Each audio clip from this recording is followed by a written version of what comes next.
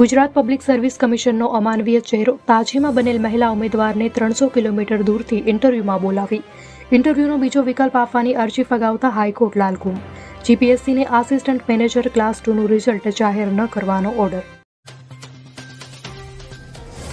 22 જાન્યુઆરીએ રામ મંદિર પ્રાણ પ્રતિષ્ઠા સમારોહ યોજાશે. રામ મંદિરના નામે લોકો સાથે છેતરપિંડી કરવાના પ્રયાસ. લોકોને ફસાવવા માટે સ્કેમર્સ પણ બિછાવી રહ્યા છે પોતાની જાળ. વોટ્સએપ પર ચાલી રહ્યું છે વીઆઈપી આમંત્રણ કૌભાંડ. પ્રધાનમંત્રી નરેન્દ્ર મોદી પહોંચ્યા આંધ્રપ્રદેશ. લેપાક્ષીમાં આવેલ વીરભદ્ર મંદિરમાં કરી પૂજા. અહીં બેસીને શ્રીરામના ભજન પણ ગાયા. જીઆઈ ટેગ સાથે કચ્છની દેશી ખારેકે રચ્યો ઇતિહાસ. કચ્છી સૂકા મેવા તરીકે ઓળખ ધરાવતી ખારેકને જીઆઈ ટેગ મેળવનારી કચ્છની પ્રથમ ખેત પેદાશ. કોંગ્રેસ ધારાસભ્ય જિગ્નેશ મેવાણી અને 30 અન્ય લોકોને 2017ના કેસમાં નિર્દોષ છોડ્યા. 2017માં રાજ્ય સરકારની નીતિઓ વિરોધમાં ટ્રેન રોકવાનો આરોપ હતો. મોરબીના વાંકાનેરમાં બોગસ ટોલનાકા કેસની તપાસમાં મોટો ધડાકો.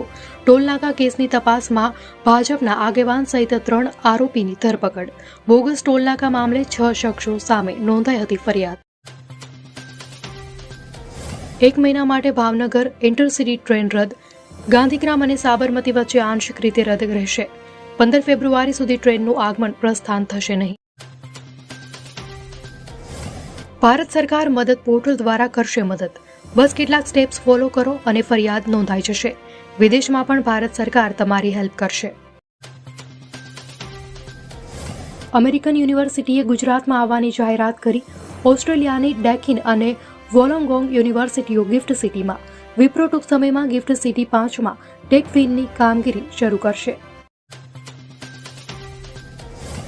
વડોદરાથી અયોધ્યા મોકલેલ 108 ફૂટ લાંબી અગરબત્તી અયોધ્યા પહોંચી. નૃત્ય ગોપાલદાસજી મહારાજની હાજરીમાં અગરબત્તી પ્રગટાવાઈ. 3500 કિલોગ્રામ વજનની અગરબત્તી 12,000 કિલોમીટરનું અંતર કાપીને અયોધ્યા પહોંચાડી.